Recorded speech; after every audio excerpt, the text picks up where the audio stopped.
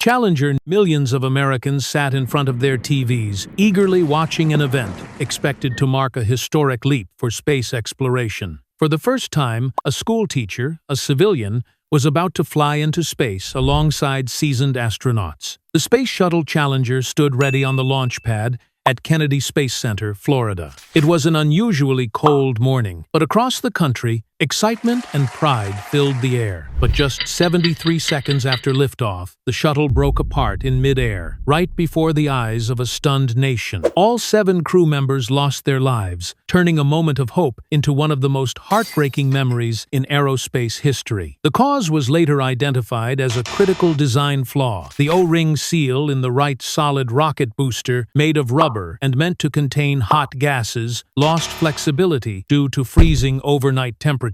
When the shuttle launched, hot gas leaked through the weakened seal, igniting nearby fuel components. Just seconds later, the entire shuttle disintegrated in the sky. The incident happened live on national television. Families of the astronauts were watching at mission control. Thousands of schoolchildren across the U.S. were tuned in to see Krista McAuliffe, the teacher-turned-astronaut. No one fully grasped what was happening until the sky filled with white smoke and scattered debris. What made the tragedy even more devastating was the high likelihood that the crew did not lose consciousness immediately. The crew cabin remained intact as it fell into the ocean. Some investigations suggest they may have been knocked unconscious by impact, since the shuttle had no escape system during launch. Immediately afterward, a massive recovery effort began and lasted nearly 3 months. Dozens of ships and aircraft were deployed, collecting hundreds of thousands of pounds of debris, including the crew cabin from the ocean floor. NASA was forced to suspend the entire shuttle program for 32 months. The U.S. government formed the Rogers Commission, led by former Secretary of State William P. Rogers. The final report called it a historic design flaw, but also revealed something worse. NASA and contractor Morton Thiokol had known about the risks beforehand, but pressed forward under pressure from deadlines, budget constraints, and public image. The commission issued 9 sweeping recommendations, from redesigning the boosters and improving O-ring insulation to creating a separate office for safety and reliability oversight. For the first time, NASA's internal communication breakdowns, risk culture, and a tendency to silence dissent were brought to light. The story of engineer Roger Boisjoli and manager Alan McDonald, who tried to stop the launch but were ignored, later became a powerful case study in engineering ethics and the dangers of groupthink in high-stakes environments. From the pain of Challenger, America learned more than just technical lessons. It sparked deeper questions about how organizations make decisions, take responsibility, and weigh risks, especially when human lives are on the line. To honor the Challenger crew, the government and educators created the Challenger Centers for Space Science Education, aiming to carry the spirit of discovery and belief in science to the next generation. The shuttle program was eventually redesigned, including a key change, separating the crew cabin from fuel systems, an update that influenced modern spacecraft like SpaceX and Orion. Challenger never completed its mission, but that tragedy woke the space community and the world. It remains a reminder that, in the quest to reach the skies, courage must always walk hand in hand with caution, and that human life must never be sacrificed for a deadline.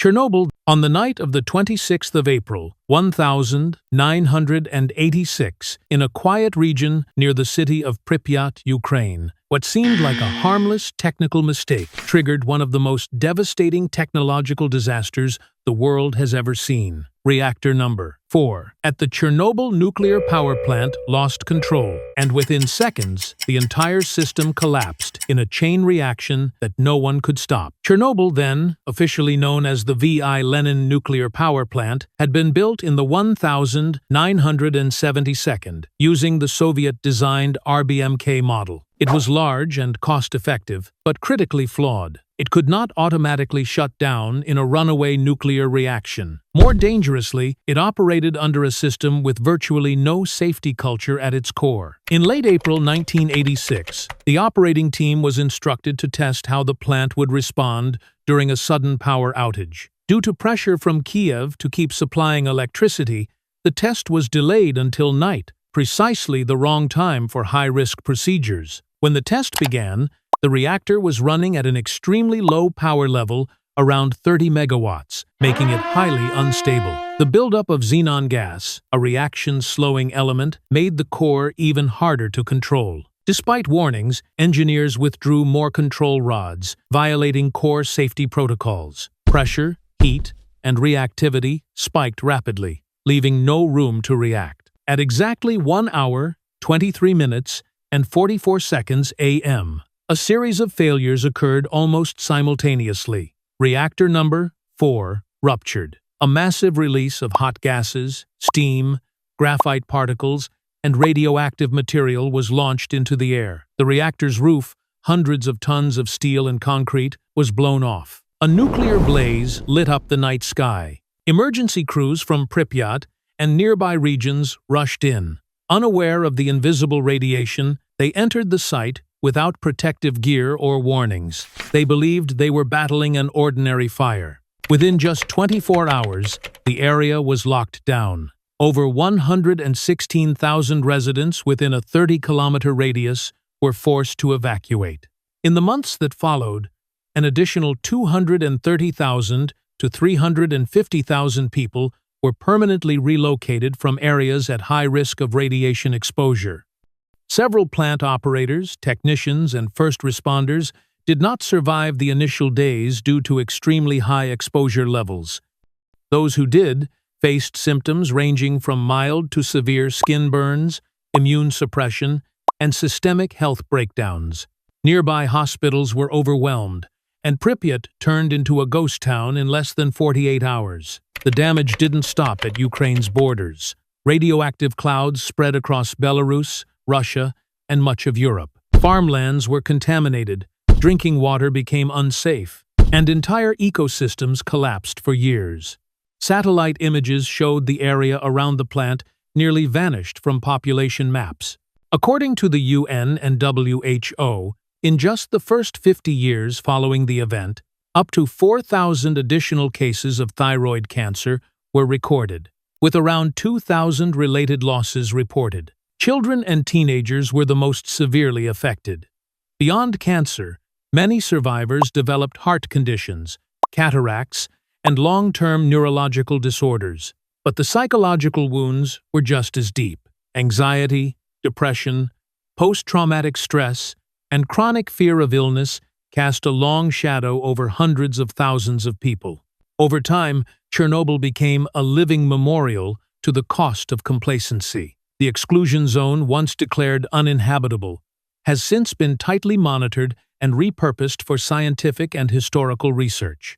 In 2019, the $2 billion new safe confinement structure was completed, sealing off reactor number 4 and preventing further leaks. However, the danger hasn't fully disappeared. In early 2025, a suspected drone strike caused minor damage to the outer shell of the dome, sparking renewed fears across Europe about potential radioactive leakage amid growing regional instability. Chernobyl wasn't just an accident. It was the result of a system where warnings were ignored and overconfidence outweighed the hard truth. It stands as a lesson not just for engineers and officials, but for anyone who believes that humans can fully control forces as powerful and unpredictable as nuclear energy. Deepwater Horizon. On the 20th of April, 2010, in the calm waters off the Gulf of Mexico, a modern offshore rig named Deepwater Horizon was operating like it had on many days before. No one could have predicted that within hours, it would become the center of a devastating environmental disaster, one that shook the world, reshaped the oil and gas industry, and forced millions to question the trust and responsibility of powerful corporations. Owned by Transocean and operated under contract by oil giant BP, Deepwater Horizon was one of the most advanced semi-submersible rigs of its time. It worked over 5,000 feet beneath the ocean's surface at a site called the Macondo Prospect, more than 60 kilometers off the coast of Louisiana. Before the event unfolded, there had already been warnings. Engineers expressed concerns that the cement casing around the well might be unstable. The blowout preventer, meant to serve as the final line of defense, was showing signs of failure. But a chain of decisions, driven by schedule pressure, allowed safety concerns to be ignored. Even the requirement for an environmental impact assessment had been waived. And then, the unthinkable happened. Around 10 p.m. on the 20th of April, a surge of methane gas suddenly shot up through the rig's system. Pressure built up rapidly, overwhelming the onboard safety systems. A major incident shook the entire structure. Flames erupted on the deck. Amid the chaos, several crew members went missing. After 3 days of search and rescue, they were confirmed to have lost their lives. Deepwater Horizon sank shortly after, but worse still, oil and gas continued to leak from the Macondo well, with no way to stop it. The real nightmare was only beginning. Response efforts were launched quickly. Chemical dispersants were dropped by aircraft. Surface fires were managed, and relief wells were drilled at record depths. But for 87 days, oil continued to flow. It wasn't until mid-July that a special containment system managed to pump cement into the well and seal it. On the 19th of September, 2010, the Macondo well was officially declared sealed. By that time, nearly 5 million barrels of oil over 780,000 cubic meters had spilled into the ocean. It became the largest offshore spill in U.S. history. Over 134 million gallons of oil spread across the sea, creating massive black slicks from Louisiana's coastline to Florida. Marine ecosystems were severely damaged, coral reefs destroyed, mangroves contaminated, seafloor habitats disrupted.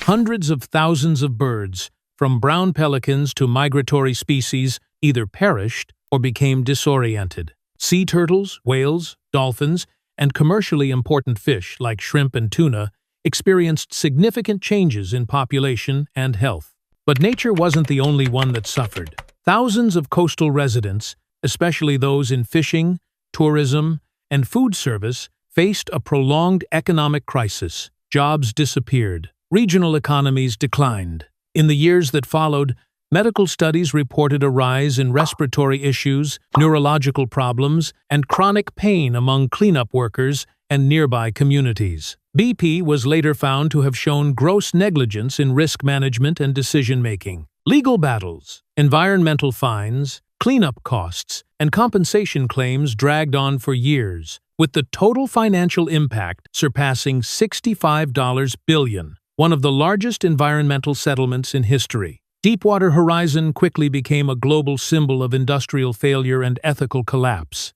Environmental groups and scientists began calling it an act of ecocide, the destruction of ecosystems on a massive scale. Countless documentaries, books, and investigations followed, not just to expose the truth, but to remind us all, profits must never come before human lives and the health of our planet. More than a decade later, the Gulf of Mexico is still recovering, and for those who lived, worked, and lost so much there, the memory of that fire erupting in the middle of the sea remains vivid. It marked the beginning of a long, dark chapter.